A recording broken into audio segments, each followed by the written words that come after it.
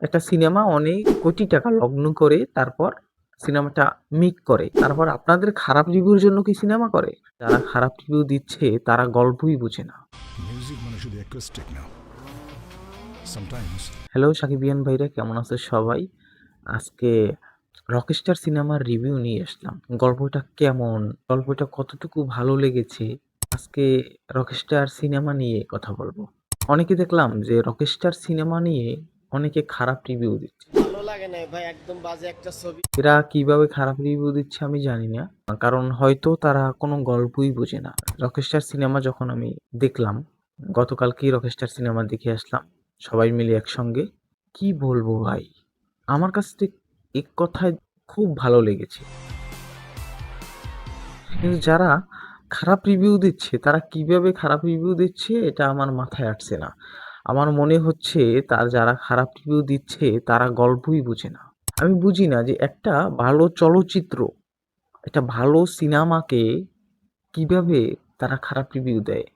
তারা সবসময় কন্টিনিউ চায় যে এই সিনেমা, যেকোনো সিনেমায় আমরা শুধু মারামারি কাটাকাটি এরকম চাই, হিট চাই।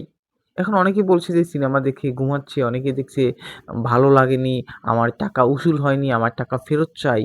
আরে ভাই, তুমি তো গল্পই বুঝো না। তুমি সিনেমা দেখতে কেন আসছো? তুমি সিনেমা হলে ঢুকে সিনেমাটা ৩০ মিনিট ১ ঘন্টা দেখে বেরিয়ে যাচ্ছ।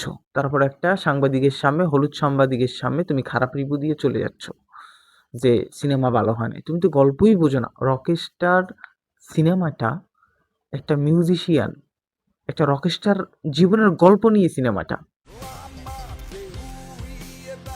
সিনেমাটা আমার কাছে খুব বেশ ভালো লেগেছে। আপনার কাছে কেমন লেগেছে কমেন্টে কিন্তু জানাবেন। যারা প্রকৃত সাকিবিয়ান তাদের কাছে তো ভালো লেগেছে, এবং সাকিব ভক্ত যারা সাকিব ভক্ত না তাদের কাছেও সিনেমাটা ভালো লাগছে। এটা একটা অন্যরকম গল্প। এটা কিন্তু ওরকম মারামারি, হিট, কাটাকাটি। আজমান রসুল ভাই বলেছে, সাংবাদিক জিজ্ঞেস করছিল যে সিনেমাটা দেখে অনেক তো খারাপ রিভিউ দিচ্ছে। এখন সে বলছে যে খারাপ রিভিউ দিচ্ছে, এখন আমার তো মনে হচ্ছে যে তারা ওইরকম গল্প বুঝে না। এটা কিন্তু অন্য লেভেলের গল্প। এই গল্পটাও ফ্যামিলিরই গল্প, জীবনেরই গল্প। মিউজিশিয়ান, একটা রকস্টার জীবনের গল্প। একটা রকস্টার কিভাবে তার জীবনে কি ঘটে সেই নিয়ে গল্প। এখন যে অ্যাকশন মুভি, মারামারি কাটাকাটি হলেই সিনেমা, এটা কিন্তু না।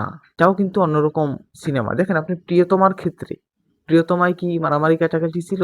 গল্পটা কিন্তু জাস্ট অসাধারণ ছিল। এবং রকস্টারের ক্ষেত্রে এটা একটা, আপনি যদি সিনেমা দেখে থাকেন আমার কথার সাথে আপনি মিলিয়ে দেখবেন, এটা একটা রোমান্টিক সিনেমা,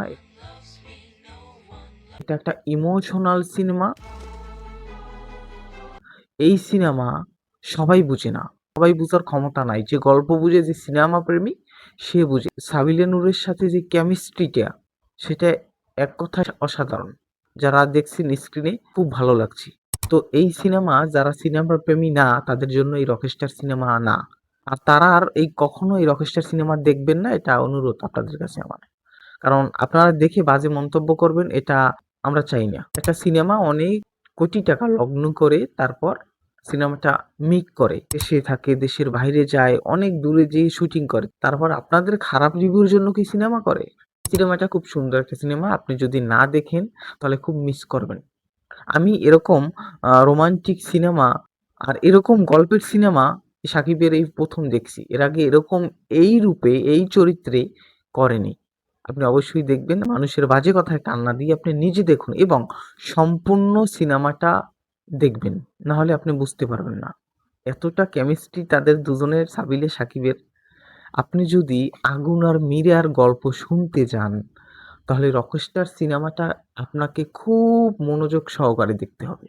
আপনার বন্ধু-বান্ধব এবং আত্মীয়স্বজন যারা আছে সবাইকে নিয়ে রকস্টার সিনেমাটি দেখবেন। অনেকে দেখেন, আপনি যারা রিভিউ দিচ্ছে তারা কিন্তু সবাই খারাপ রিভিউ দিচ্ছে না, ভালো রিভিউ দিচ্ছে, এবং যারা গল্প বুঝে তারাই ভালো রিভিউ দিচ্ছে। সেইরকম অস্থির। কেমন লাগছে? একদম সুপার। আপনি রোমান্টিকতা পাবেন, ইমোশনাল পাবেন, আপনি চোখ সরাতে পারবেন না হল থেকে। এবং সাকিবের যে লুক সিনেমাটিতে, আমার মনে হচ্ছে এ আবার নতুন এক সাকিব খানকে পেলাম আমরা। আরো দিন দিন ইয়াং লাগছে। ও মাই গড, কত সুন্দর লুক আমাদের মেগাস্টার সাকিব খানের। হ্যাঁ, নিজেকে কতটা ভাঙতে পারে মেগাস্টার শাকিব খান। অনেকে বলছে সে নেশা করছে। হ্যাঁ, ওইটা একটা গ্যাংস্টারের গল্প। সে ওইভাবে নেশা করছে, তার চরিত্র ওইরকম। এখন আপনি আমি বললে তো হবে না ফাইট নেই, হিট নেই। আরে এটা হিটের সিনেমা না কিন্তু ভাই। এটা আপনাকে বুঝতে হবে। সবাইকে ঈদুল আজহার শুভেচ্ছা। সবাই ভালো থাকেন, সুস্থ থাকেন। ঈদ মোবারক।